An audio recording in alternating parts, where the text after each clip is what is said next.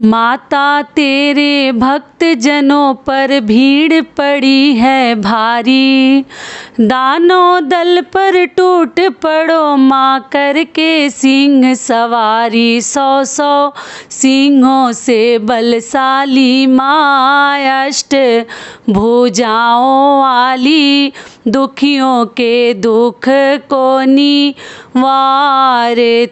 ओ मैया हम सब उतारे तेरी आरती।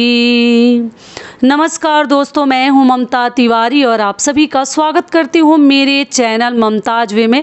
तो चलिए दोस्तों, आज हम इस वीडियो में श्री दुर्गा सप्तशती पाठ का 5वां अध्याय आज हम पढ़ेंगे और साथ में सुनेंगे भी। और पीछे का जो पहला, दूसरा, तीसरा और चौथा अगर आपसे छूट गया है, आपने अभी तक नहीं सुना है सप्तशती पाठ का, तो आप जरूर श्री दुर्गा सप्तशती पाठ का पहला, दूसरा और चौथा अध्याय पक्का सुन लीजिएगा। बीच में अधूरा मत छोड़िएगा, क्योंकि पाठ को केवल सुन लेने से और पढ़ लेने मात्र से ही हमें पूर्ण फल की प्राप्ति होती है। अगर हम व्रत नहीं रखे हैं, कलश स्थापना नहीं की है, फिर भी हमें पूर्ण फल की प्राप्ति होती है। माता रानी का नाम लेते हुए 5वां अध्याय शुरू करते हैं। एक बार प्रेम से बोलिए माता रानी की जय। भक्तों, चलिए हम पाठ का आज 5वां अध्याय प्रारंभ करते हैं। 5वां अध्याय देवों द्वारा देवी की स्तुति, चंड मुंड द्वारा देवी के पास दूत प्रेषण एवं पुनः दूतों का प्रत्यावर्तन। ऋषि ने आगे कहना प्रारंभ किया। प्राचीन काल में शुंभ और निशुंभ नामक महाबलवान दानवों ने बल मद से गर्वित होकर इंद्रासन को अपने अधीनस्थ कर लिया। उन दानवों ने सूर्य, चंद्र, कुबेर, यम, वरुण आदि देवताओं के अधिकारों को छीन लिया। उन दोनों ने अग्नि और वायु को भी अपदस्थ कर दिया, अर्थात उन दोनों भाइयों ने संपूर्ण स्वर्ग लोक को हस्तगत कर वहां से देवों को खदेड़ दिया। उन दोनों राक्षसों से पराजित तथा अपमानित होकर सभी देवों ने अपराजिता देवी का ध्यान किया। पूर्व काल में जगदम्बा द्वारा देवों को वर प्राप्त था कि जब भी उन पर किसी प्रकार का संकट उपस्थित होगा, तभी देवी की आराधना द्वारा उनका संकट दूर हो जाएगा। ऐसा सोचकर सभी देवता हिमालय पर्वत पर जाकर भगवती विष्णु माया की स्तुति करने लगे। देवताओं ने कहा, देवी को नमस्कार हो, महादेवी शिवा को हम सभी का प्रणाम हो, प्रकृति एवं भद्रा को नमस्कार हो। हम लोग नियम पूर्वक जग जननी जगदम्बा की वंदना करते हैं। रौद्रा, नित्या, गौरी एवं धात्री देवी को मेरा बारंबार नमस्कार है। ज्योत्सनामयी, चंद्र रूपणी तथा सुख स्वरूपणी देवी को मेरी सतत वंदना है। शरणापन्नों के लिए कल्याणमयी विधिकरी एवं सिद्धि स्वरूपणी देवी को हम सब लोग बार बार प्रणाम करते हैं। नैऋति राजाओं की लक्ष्मी तथा सवार्णी स्वरूपणी जगदम्बा को हम सब नतमस्तक होकर अभिवादन करते हैं।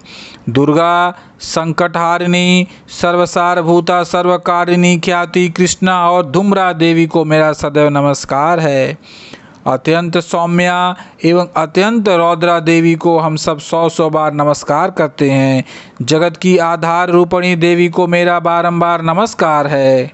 संपूर्ण प्राणियों में विष्णु माया के नाम से अभिभूत देवी की मैं सतत वंदना करता हूँ। समस्त जीवों में चेतना नाम से युक्त देवी का मैं अभिवादन करता हूँ। सभी प्राणियों में बुद्धि रूप से अवस्थित देवी को मेरा प्रणाम है। समस्त जीवों में निद्रा रूप में स्थित देवी की मैं वंदना करता हूँ। सभी जीवों में क्षुधा रूप में विद्यमान देवी को मेरा अभिवादन है। सभी जीवों में छाया रूप में स्थित देवी को मैं नमस्कार करता हूँ।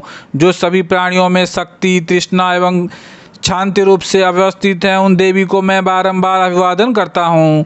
सभी जीवों में जाति तथा लज्जा रूप से विद्यमान रहने वाली देवी को मैं बार बार नमस्कार करता हूँ।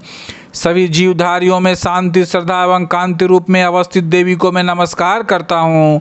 जो देवी सभी लोगों में लक्ष्मी रूप में अधिष्ठित हैं, उनका मेरा नमस्कार है। सभी जीवधारियों में जिनकी स्थिति, वृत्ति एवं स्मृति रूप में है, उन देवी का मैं अभिवादन करता हूँ।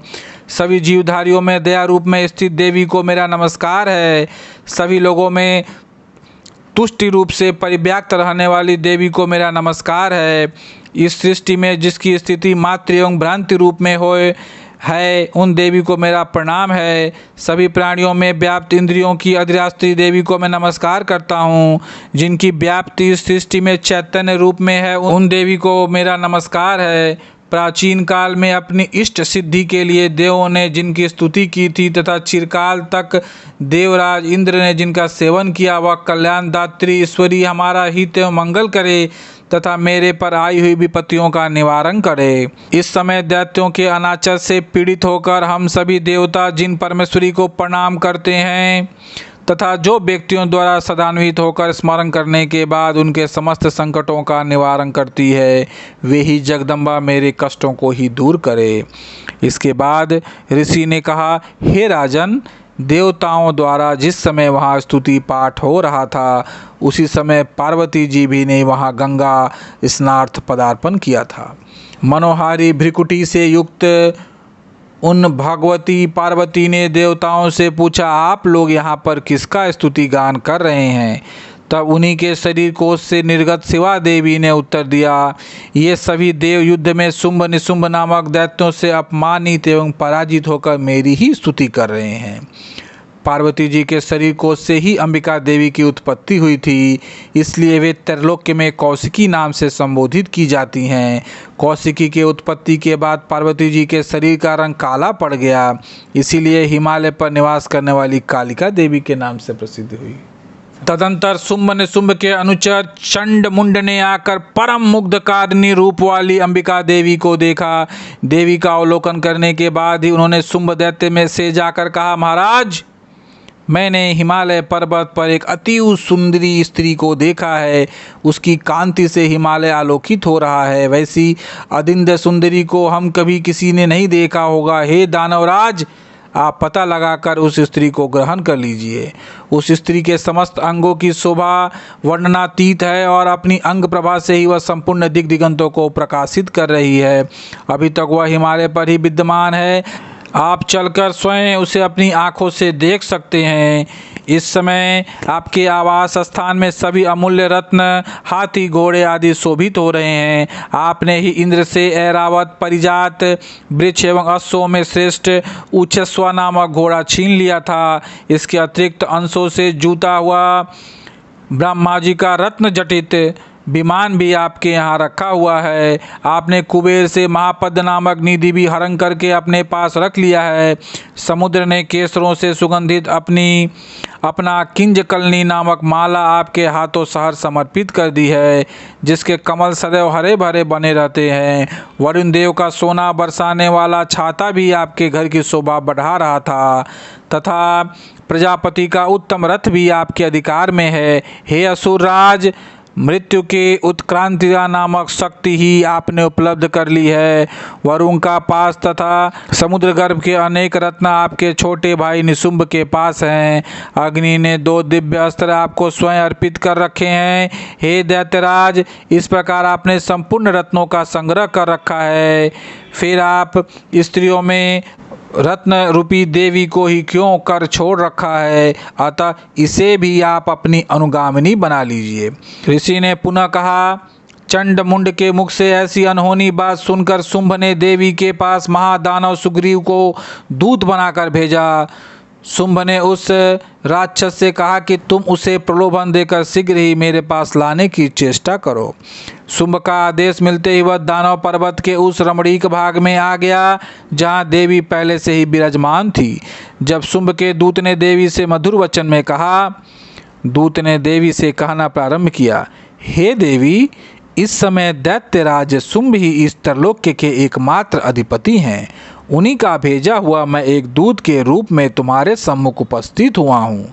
सभी देवगण उनकी आज्ञा का पालन बिना प्रतिरोध करते आए हैं। कोई भी उनका आदेश नहीं टाल सकता है। उन्होंने संपूर्ण देवों पर विजय प्राप्त किया है। तुम्हारे लिए उन्होंने जो संदेश मुझसे कहलवाया, उसे तुम ध्यान देकर सुनो। दानवराज ने कहा कि इस समय सारी सृष्टि में मेरी वशीभूत है। देवता भी मेरी बात का उल्लंघन नहीं कर सकते हैं। संपूर्ण यज्ञों का मैं पृथक पृथक रूपों से भोगता हूँ। त्रिलोकी के समस्त श्रेष्ठतम रत्न मेरे ही पास उपलब्ध हैं। देवराज इंद्र का सर्वश्रेष्ठ वाहन एवरावत हाथी मेरे ही पास है। क्षीर सागर के मंथन काल में प्राप्त उच्च सवा नामक अश्वरत्न देवताओं ने मुझे दे डाला है। इनके अतिरिक्त नागो गंधर्व या देवों के पास जितने अमूल्य निधि थे वे सब मेरे अधीन हैं।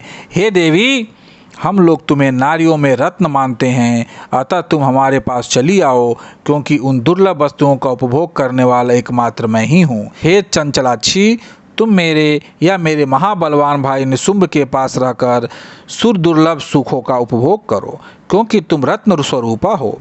मेरा वरण करके ही तुम अतुल संपत्ति की अधीश्वरी बन सकती हो। तुम अपनी समझ से काम लो और मेरी पत्नी बनना सहर्ष स्वीकार करो। तब ऋषि ने कहा, दूत द्वारा ऐसी बात सुनकर कल्याणकारिणी भगवती दुर्गा अपने मन में गंभीर भाव से मुस्कुराते हुए उस दूत से बोली। देवी ने दानव दूत से कहा, हे दूत, तुमने जो कुछ भी मुझे बताया है वह अक्षर सत्य है, इसमें तनिक भी संदेह नहीं है। इस समय त्रैलोक्य का स्वामी शुंभ तथा उसी के समान पराक्रमी उसका भाई निशुंभ ही है, किंतु इस विषय में मैंने प्रतिज्ञा की है कि उसे भला मैं कैसे तोड़ सकती हूँ। मैं अपना संकल्प तुम्हें बताती हूँ। जो भी प्राणी मुझे समर में पराजित करेगा, मेरे दर्प को दर्पित करेगा तथा जो पराक्रम और शौर्य में मेरे ही समान होगा, उसी से मैं अपना विवाह करूँगी। ऐसा ही मेरा संकल्प है। इसलिए यहाँ शुंभ निशुंभ आकर मुझे जीत लें तो मैं शीघ्र ही उनको पति रूप में वरण कर सकती हूँ, अथवा इस कार्य में विलंब करना ठीक नहीं है। देवी की बात सुनकर दूत ने कहा, हे देवी, तुम्हारी बातें केवल दंभपूर्ण है, लड़ने की तो कल्पना भी नहीं की जा सकती है। इस विश्व में ऐसा कोई जीवधारी नहीं जो शुंभ निशुंभ के सामने खड़े होने की सामर्थ्य रखता हो। सभी देवता एक साधारण राक्षस को सामूहिक रूप से नहीं जीत सकते, तब तुम अकेली अबला क्या कर सकती हो। जिन असुरों के आगे इंद्रादिक देवता भी नतमस्तक हो गए, उनके सामने तुम एकाकी क्या कर सकती हो। मेरी बात मान लेने में ही तुम्हारा हित है, अतः तुम मेरे साथ चली चलो, अंत्य हमको तुम्हें बलात् लेके जाना पड़ेगा, तब तुम्हारी मर्यादा कहाँ रहेगी। दूत की बात सुनकर देवी ने कहा, तुम्हारा कहना ठीक है, परंतु मैं अपनी प्रतिज्ञा के कारण विवश हूँ। मैंने बिना सोचे समझे ही ऐसा प्रतिज्ञा कर ली थी, अब उसे कैसे छोड़ दूं। इसलिए तुम अपने स्वामी से मेरी बातें समझाकर कहो, इसके बाद वे जैसा उचित समझेंगे वैसा करेंगे। इस प्रकार भक्तगणों 5वां अध्याय समाप्त हुआ। प्रेम से बोलिए माता रानी की जय, सच्चे दरबार की जय।